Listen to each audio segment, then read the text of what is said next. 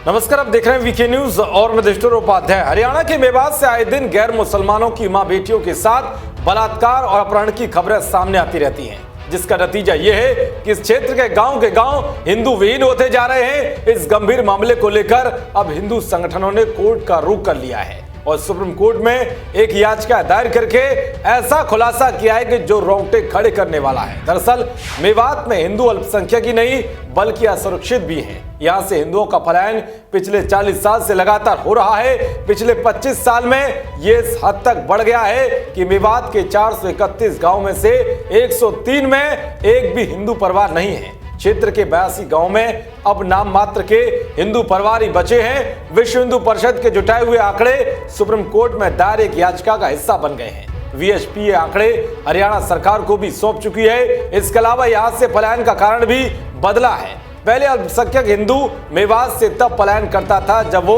साधन संपन्न हो जाता था, मगर अब वो असुरक्षा और प्रताड़ना के चलते पलायन कर रहा है। इसकी बड़ी वजह यह भी है कि पिछले 25 साल में मेवात में कुख्यात अपराधियों का बोलबाला हो गया है। जानकारी के मुताबिक यह संगठित आपराधिक गिरोह चलते हैं। दिल्ली नहीं, देश के कई राज्यों की पुलिस इन अपराधियों पर शिकंजा कसने में नाकाम रही है। बिना राजनीतिक संरक्षण के ये अपराधी मेवात को गोकशी, वाहन चोरी, लूट डकैती से लेकर साइबर क्राइम का गढ़ बना चुके हैं। हरियाणा में ज्यादातर मुस्लिम आबादी नूह और पलवल जिले में रहती है। इसके अलावा राजस्थान के अलवर और भरतपुर जिले में भी मुस्लिम बहुल गांव हैं। अलवर के तिजारा, किशनगढ़, बास और भरतपुर जिले में कामा शहरों में मुस्लिम आबादी का प्रभाव है, मगर वहां आसपास हिंदू आबादी के गांव होने के कारण हिंदुओं का पलायन नहीं हुआ।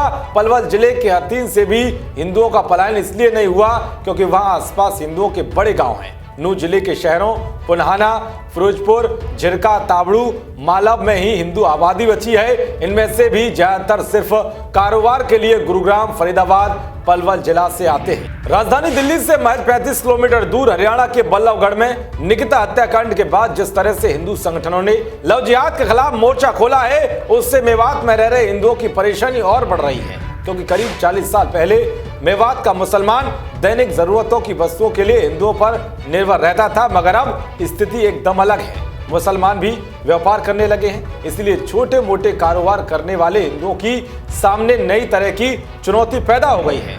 कट्टरपंथी मुसलमानों के सामने झुकना इनकी मजबूरी बन जाती है। वीएचपी हरियाणा के अध्यक्ष रमेश गुप्ता ने कहा है कि विश्व हिंदू परिषद और राष्ट्रीय स्वयंसेवक संघ सहित अन्य हिंदू संगठनों ने मेवात में सामाजिक सौहार्द के लिए काफी सार्थक पहल की, लेकिन ज्यादा कामयाबी नहीं मिल पाई। अपराधियों के गिरोह के भय से हिंदू परिवार अपने साथ हुए अन्याय को भी उजागर नहीं करते, इसीलिए अर्धसैनिक बल भेजकर मेवात को अपराध मुक्त किया जाए। यानी कि मेवात में हिंदुओं का धर्मांतरण तो एक बड़ा मुद्दा बनता ही जा रहा है, बल्कि यहाँ एक संगठित अपराध भी हिंदुओं के पलायन की बड़ी वजह बन गई है। खैर, जब मामला देश की न्याय की देवी के मंदिर में पहुंचा है तो देखना होगा कि मेवात में हिंदुओं पर हो रहे अत्याचार के खिलाफ छिड़ी लड़ाई पर कोई बड़ा न्याय मिलता है या नहीं। देखना यह भी होगा कि सुरक्षा के लिहाज से मेवात जो बड़ा खतरा बनता जा रहा है, उस पर केंद्र सरकार और राज्य सरकार क्या कुछ एक्शन लेती है। देश और दुनिया की तमाम खबरों को पाने के लिए देखते रहिए वीके न्यूज। नमस्कार।